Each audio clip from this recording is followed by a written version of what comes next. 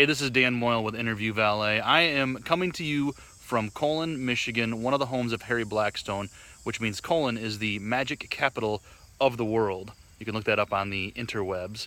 But I've come to you today from Colon because talking about magic, podcast interviews, getting interviewed on a podcast is not magic. There's a few things that you can know. You know, I just listened to a show that talked a lot about this, how to get interviewed on these guys' shows, and they're powerhouses, man.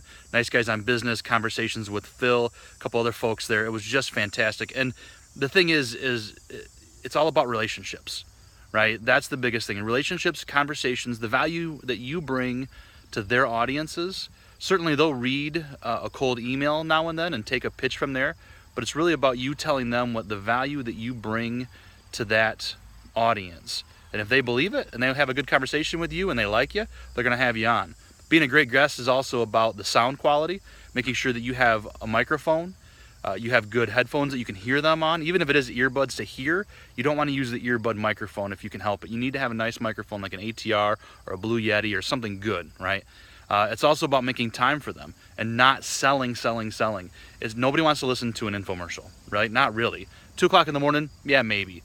But in a podcast, not so much. So what you need to do is you need to be able to have a conversation with them, talk to them, tell your story. I mean, you know your story. You know how it engages folks, and that's what they want on their podcast interviews. Any host wants a good story and a good interview, not just a sales call, right? So make sure that you're able to do those things. We got a few more tips for you down below in this article, but I wanted to come to you from Colon, Michigan, the magic capital of the world, let you know that getting booked on a podcast interview is not magic.